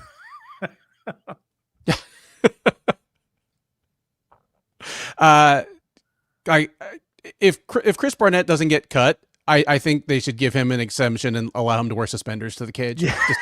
I do. Yeah, I already see enough of like intentional Derek Lewis nudity. I don't need to see inadvertent like Chris Barnett ass cheeks on suspenders. You know what? Make him make him wear the Andre the Giant one, which is like a one shoulder singlet, like a caveman singlet. You know what? If we do an Andre Giant, and then also have him come to the cage in like the little small wrestling from UFC. What was that? UFC 3 when they came down in the little. And they came down and you remember it was like a little mini ring and it was all like, you don't remember that? Oh my! I'm completely drawing a blank on it, even though I've watched. You picture the wrestling ring. Yeah, it was one that was small and Andre the Giant and was like in it, and they came. That's how they came up. They like just rolled. Oh, WrestleMania 3. Yeah. I thought you said UFC 3. I'm like, I do not remember Ken Shamrock coming down. No, I'm sorry. I probably said UFC. Okay. 3. I apologize. No, WrestleMania 3. Like that's how Barnett should. You know what? Barnett would probably do that so he doesn't get gas coming down. Yeah. Get him one of those like fat carts that's at the front of the Walmart. Like I wouldn't hate it if he like if you gave him. I don't know about you, but like the fat kids who would wrestle, they were sometimes. You see a fat kid wearing a t-shirt. It's like, all right, he's a fat kid. He's wearing a t-shirt. Yeah. Like, let him wear a t-shirt when he fights. Yeah. All right, any more did seriously? Yeah, I have one. During the Volkov versus Almeida fight, the UFC booth, including the normally extremely reliable John Anik, referred to Jailton Almeida as, by consensus, the best grappler in the heavyweight division, as if Tom Aspinall wasn't going to be fighting in an hour. Like, I kind of understand the logic because you think of grappling, you think winning by grappling, simply grappling. If that makes sense? Well, it sort of does. You know what I mean? Like, the problem is John Anik doesn't understand the word consensus either, because he'll throw consensus all the time. I remember there was they had this little promo of the UFC. Alex Volkanovski is the consensus greatest featherweight of all time. They just did a promo about which group are you in, and then he goes, the consensus greatest. Yeah. No, you just it's the same as when there's a title unification bout and Buffer calls one of the guys the undisputed champ. I'm like, no, it's literally being disputed right now. Yeah. Like, do you even understand the words that are coming out of your own fucking mouth? Yeah, well, that's Buffer we're talking about. All right, let's get to the Bulls and Bears. The Bulls and Bears are a stock market reference. You want to be on the Bulls list. You do not want to the Bears list. We do it 3, 2, 1. Let's go negative again. You don't mind if I go first? Go for it. All right. My number 3, it's going to be Jailton Almeida. And I originally, when I wrote this, I didn't know what was going to happen in the main event. So I wrote, could have had a shot instead blew it, like a title shot. Mm-hmm. He could have won over a top 5 guy and at least have an argument for a title shot if he just threw like 8 punches. Like, he blew. Like, I watched the MMA fight saying that guy is clearly better than that guy. Almeida is clearly better than Volkov, but still gave the fight away. Like, didn't do anything and let the guy win. Yep. My number 2 for the Bears, I mean, it's Alexander Rakic. I mean, he's lost 4 in a row. He hasn't won in 4.5 years. He got knocked out, I think, back-to-back fights. Not a good time for Alexander Rakic. And my number one, he's still the champion, so that's good. But it's still Tom Aspinall. I'm not blaming the eye poke on him. I'm not saying he quit. I'm still a Tom Aspinall fan. But the opportunities he lost. He lost the opportunity for possibly a John Jones fight. And he lost the opportunity. I mean, this guy waited a long time, and everything was there for him. And you got the most. I mean, I guess it could have been worse if he lost. But, yeah, Tom Aspinall. What do you got? I agree with all of yours. And for what it's worth, Almeida would have been on my list even if he'd gotten the decision, just for, like, looking so miserable. The only one I'll add to yours will be Jackie Amarim. Like, coming into this card, she'd won 4 straight, all by finish, and I was ready to make the argument that she shouldn't be the card opener. Like, if anything, she should have been, like, second from the top of the prelims, just as somebody that was on the verge of, like, top 10 matchups if she won, and she completely crapped the bed. Like, lost rightfully. It'll go down as one of the biggest betting upsets of the year in the UFC. I mean, she lost as like a minus 475 favorite. Yeah, bad night at the office for Amarim. She's young. She'll have a chance to bounce back, but yeah. All right, let's go to the Bulls. Let's see the people who had a good night. Ben, I'll let you kick it off. Okay. Bulls. For a fight night for a card with so many terrible things about it, plenty of people raised their stock tonight. I will throw out Mitch Raposo. I mean, he is a Portuguese from New England. Mitch Raposo. The win may not age well, but anytime you get your first win in the octagon, that's a good moment. He deserved to have it before now, and he looks like that rarest of animals, a New England prospect with like actual upside. So good night at the office for him. Gonna throw out Quillan Salkeld. Steps up on short notice. I expected an exciting fight. I did not expect what is the obvious shoe-in knockout of the year right now. Like, what a performance. Yeah, that was a great knockout. Like, at this point, he's already done the hard part, because the hardest part at 155 is standing out. All he needs to do now is win 2, lose 1, and he's a made man. Like, that's going to be on the UFC sizzle reels forever. Last one I'll throw in there. Mackenzie Dern. Like I say, it's a fight we'd already seen once already. It played out the same in broad strokes, but for the reasons you said, Keith, like turning that corner. Like, who knew that MILF Dern was going to be best Dern? Like, she's actually gotten better at making weight and become just a better conditioned athlete after having a kid. Doesn't happen that often. And to see her have the moment with her kid and her dad, who's a living BJJ legend, like one of the greatest competitors of his era and his weight range in jiu-jitsu history, like all celebrating in the cage. Whether this is a long or a short reign, it is a great night for Ms. Dern. So, yeah. Yeah, so everyone knows that if you watch the show, anytime someone wins a UFC title, I put them number 1 on my Bulls, because you get that for the rest of your life. You're going to be introduced as former UFC champion, insert name. Yeah. So now Mackenzie Dern gets that on her list forever. She won the whole week, because obviously the main event is, God, it couldn't get worse. So she's the one who won the title tonight. She's the one when she jumps on the mic tonight, she's smiling happy. The 2 guys in the main event are smiling happy. Also, the build up to the week. I don't know about you, but like when it's fight week, I get like videos pop up in ESPN and weigh-in videos and embedded, and a lot of the covers, a lot of the thumbnails were Mackenzie Dern. It wasn't Tom Aspinall. I think I saw her stare downs and weigh-ins, and for some reason Mackenzie Dern was on the cover every time. For some reason, I wonder why, but anyways, I'll give you 3 different ones just for that. My number 3, the main event was terrible. We get terrible shit. But for once, we cannot blame the referees tonight. The referees, I thought, did a good time. Twice did we have 2 points taken. We had, and both of them were good calls. We had people getting stood up when they were stalling on top. again, we shit on the referees, but I think tonight the referees and they had a lot of pressure after last week. So I think the referees did a great job. Number 2, my man, Walter Walker. I mean, 4 heel hooks in a row. Dude, my man, Walter Walker, his stock is going through the roof.